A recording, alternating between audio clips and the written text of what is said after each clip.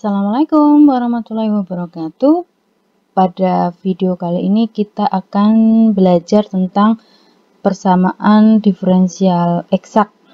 Nah, untuk PD orde 1 yang lainnya kalian bisa saksikan di video-video yang lain ya.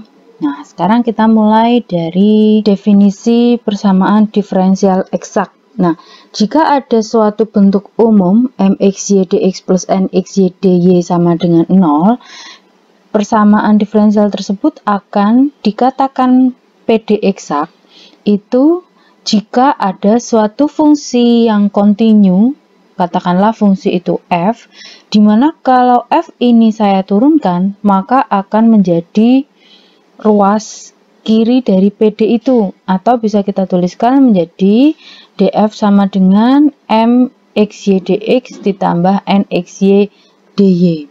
Itu definisinya. Nah, kemudian yang jadi pertanyaan adalah bagaimana kita mengetahui suatu PD, suatu persamaan diferensial itu eksak atau tidak. Dan pertanyaan yang kedua adalah bagaimana menentukan suatu fungsi itu, di mana suatu fungsi itu harus fungsi yang kontinu gitu ya. Nah, maka kita masuk ke teorema kondisi persamaan eksak, di mana teorema itu mengatakan persamaan mxy dx plus nxy dy sama dengan 0 itu adalah suatu PD eksak jika dan hanya jika do m per do y nya itu sama dengan do n per do x. Nah, karena dia berimplikasi, maka pembuktiannya ke kanan dan ke kiri. Kita buktikan yang ke kanan dulu. Nah, misalkan persamaan diferensial mxy dx plus nxy dy sama dengan 0 itu memiliki suatu penyelesaian umum di mana bentuknya adalah fxy sama dengan c. Nah, kalau f ini kita turunkan, karena dia fungsinya dalam x dan y, maka kita punya turunan f itu bisa kita bentuk dalam do f per do x dikali dx ditambah do f per do y dikali dy sama dengan 0. Nah, persamaan ini itu sama dengan persamaan yang bentuk umumnya kan?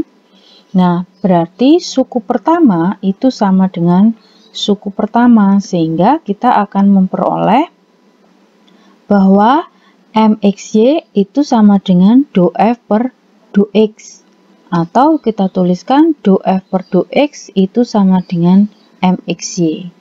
Nah, yang suku kedua bagaimana? Sama, berarti kita bisa tuliskan bahwa do f per do y itu sama dengan nxy. Nah, jika kita turunkan do f per do x ini, jika do f per do x sama dengan mxy dan do f per do y sama dengan nxy ini kita turunkan, yang ini kita turunkan terhadap y, yang ini kita turunkan terhadap x, maka kita akan punya do kuadrat f sama dengan do y do x itu sama dengan do mxy per do y. Sedangkan yang satunya menjadi do kuadrat f per do x do y sama dengan do n per do x. Nah, tadi f itu adalah suatu fungsi yang kontinu. Padahal syarat dari fungsi yang kontinu itu kalau do f kuadratnya per do y do x itu sama dengan do kuadrat f per do x do y. Nah, karena dia kontinu dan dia sama, maka kita memperoleh bahwa ini kan sama, berarti kita dapatkan fakta bahwa do m per do y itu sama dengan do n per do y. Nah, bukti ke kanan berarti sudah ketemu ya. Kalau dia eksak berarti do m per do y nya sama dengan do n per do y. Nah, sekarang yang bukti ke kiri. Nah, kalau do m per do y itu sama dengan do n per do y, maka kita akan dapat menunjukkan bahwa ada suatu fungsi fxy di mana kita bisa nyatakan dalam do f per do x itu sama dengan m, sedangkan do f per do y itu sama dengan n. Berarti artinya ada suatu fungsi di mana fungsi itu jika diturunkan terhadap X itu sama dengan M, dan fungsi itu kalau diturunkan terhadap Y akan sama dengan N. Nah, untuk selanjutnya kita pilih salah satu, kita ambil yang ini dulu. Nah, ini itu kita integralkan terhadap X dengan menganggap Y-nya itu tetap. Berarti kedua ruas kita integralkan, maka kita akan mendapatkan suatu fungsi f di mana dia sama dengan integral mxy terhadap x ditambah suatu fungsi dalam y. Nah, selanjutnya kita akan menunjukkan fakta bahwa gy ini adalah fungsi dalam y dengan cara kita diferensialkan fungsi f ini terhadap y. Maka kita punya do f per do y sama dengan do per do y dari integral mxy dx ditambah, karena ini suatu fungsi diturunkan maka menjadi g aksen y. Nah, padahal kita tahu bahwa do f per do y dari pemisah dari yang kita peroleh tadi itu adalah sama dengan n, sehingga kita bisa tuliskan menjadi nxy sama dengan do per do x integral mxy dx plus g aksen y. Maka g aksen y itu bisa kita cari dengan nxy dikurangi do per do y integral m dx. Nah, kalau kita anggap bahwa dia adalah diferensial parsial terhadap x dan y, maka persamaan tadi kalau kita turunkan terhadap x, maka kita punya bentuk seperti ini. Do dari g aksen y per do x itu sama dengan do per do x dari yang ini. Nah, kalau ini kita pisahkan, maka kita punya seperti ini. Nah, yang ini kan do per do x, do per do y. Nah, kalau kita gantikan, maka kita punya seperti ini. Nah, ini integral m terhadap x diturunkan terhadap x, maka adalah m itu sendiri kan. Berarti yang ini menjadi do mxy per do y. Nah, bentuknya jadi seperti ini. Nah, padahal kita pertama kali tadi kita punya modal adalah do n per do x itu sama dengan do m per do y. Nah, karena mereka sama, maka kalau dikurangi hasilnya 0. Nah, dari sini kita bisa tahu bahwa g aksen y itu kalau diturunkan terhadap x itu sama dengan 0. Nah, suatu fungsi yang diturunkan terhadap x sama dengan 0 itu kan artinya dia itu tidak memiliki variabel x. Artinya g aksen y itu adalah fungsi dalam y saja, gitu ya. Nah, kalau g aksen y itu fungsi dalam y saja, padahal tadi di awal adalah kita menurunkan terhadap y ya. Berarti kalau kita integralkan terhadap y, maka kita dapatkan fakta bahwa gy-nya itu adalah suatu fungsi dalam y, sehingga faktanya tadi terbukti gitu. Nah, supaya lebih paham, kita tunjukkan menggunakan contoh. Nah, kita akan menunjukkan persamaan diferensial ini itu apakah eksak atau tidak. Nah, sesuai dengan definisi dan teorema tadi, bahwa kita suatu persamaan diferensial itu eksak jika do m per do y itu sama dengan do n per do x. Nah, maka kita tentukan m dan n-nya dulu. M itu ada di depan dx, n itu ada di depan dy. Sehingga m-nya adalah 2x plus 3y kuadrat dan n-nya adalah 6xy plus 2y. Selanjutnya, turunkan m terhadap y, maka kita punya 6y. Turunkan n terhadap x, maka kita punya 6y. Nah, karena do m per do y sama dengan do n per do x, berarti PD itu adalah PD eksak. Nah, berarti gampang ya, cara menunjukkan PD eksak itu adalah tinggal melihat apakah do M per do Y-nya itu sama dengan do N per do X. Kalau iya, berarti dia adalah PD eksak. Nah, supaya kamu lebih paham, berarti silahkan jawab pertanyaan ini di kolom komentar ya.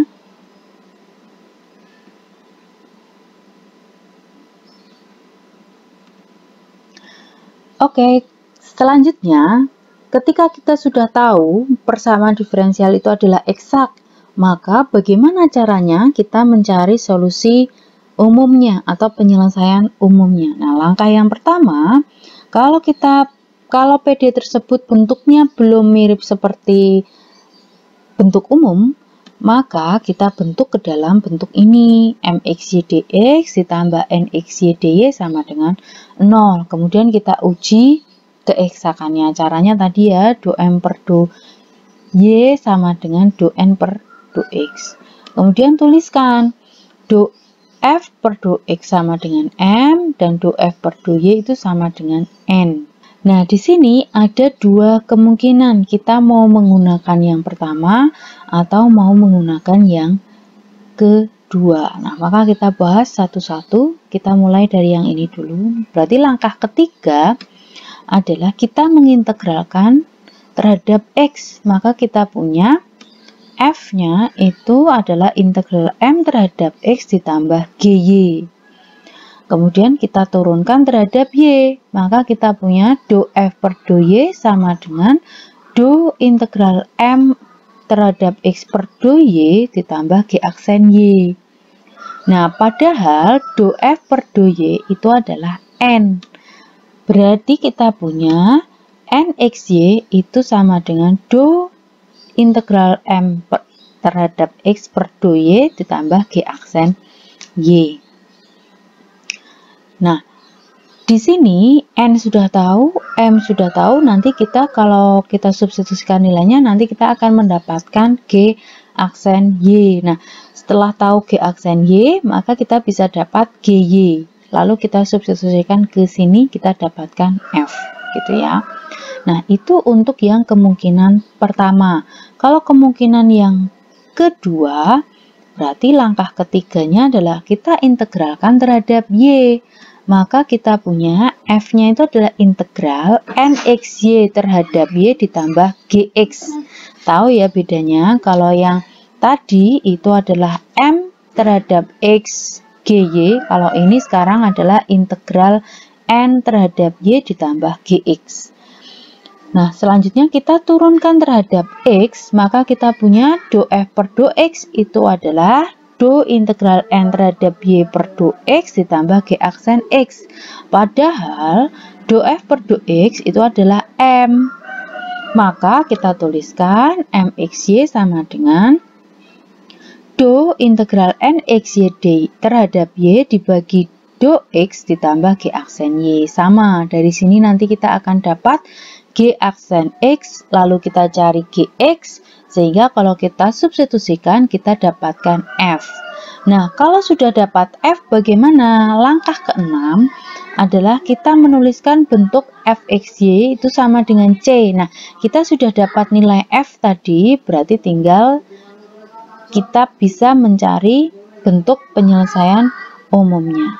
Nah, kalau kita mau mencari penyelesaian khususnya bagaimana? Berarti tinggal substitusikan kondisi awalnya, kemudian kita akan dapatkan nilai C-nya, sehingga kita akan pada akhirnya mendapatkan penyelesaian khususnya. Itu langkahnya. Nah, contohnya, kita mau menyelesaikan persamaan berikut ya.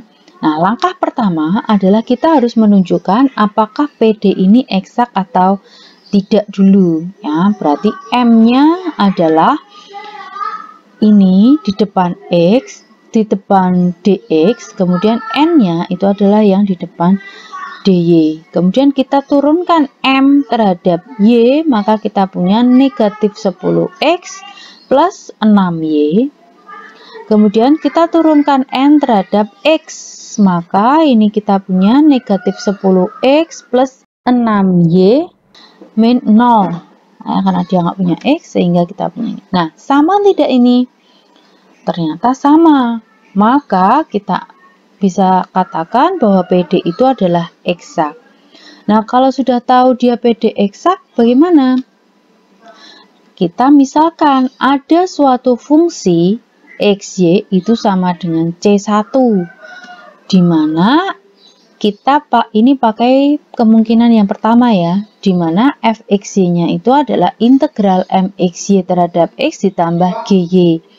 Berarti m-nya tadi kita tahu 6x kuadrat min 10xy ditambah 3y kuadrat. Kalau kita integralkan terhadap x, maka kita punya 2x pangkat 3 dikurangi 5x kuadrat y ditambah 3xy kuadrat plus gy. Nah, kemudian kita turunkan terhadap y. Do f per do y-nya berarti 0 dikurangi 5x kuadrat ditambah 6xy ditambah g aksen y. Nah, padahal do f per do y tadi adalah sama dengan n, ya kan? Dimana n-mu tadi adalah ini, maka kita bisa tuliskan seperti ini, lalu kita operasikan, maka kita dapatkan g aksen y itu sama dengan negatif 3y kuadrat. Nah, berarti kita bisa cari gy dengan cara integral negatif 3y kuadrat terhadap y. Berarti kita punya negatif y pangkat 3 plus C2. Nah, kita sudah dapat GY, maka kita substitusikan GY itu ke persamaan fx tadi. Kita punya fxy itu sama dengan 2x pangkat 3 min 5x kuadrat y ditambah 3xy kuadrat ditambah ini. Berarti ditambah negatif y pangkat 3 plus C2. Nah, padahal fxy-mu tadi sama dengan C1. Berarti fxy-nya kita ganti ini. Kita punya ini sama dengan C1. C1 dikurangi C2 kita katakan sebagai C3 atau C saja ya ini nanti. Nah, ini adalah penyelesaian umumnya. Nah, kurang lebih langkahnya seperti itu. Nah, supaya lebih paham, silahkan jawab pertanyaan ini. Apakah PD tersebut eksak? Jika iya, apakah solusi umumnya? Nah, berarti kamu di sini punya 3 pertanyaan yang harus dijawab. Silahkan jawab di kolom komentar, ya, supaya saya tahu Anda paham atau tidak. Kurang lebih seperti itu tentang PD eksak. Saya akhiri. Wassalamualaikum warahmatullahi wabarakatuh. Terima kasih.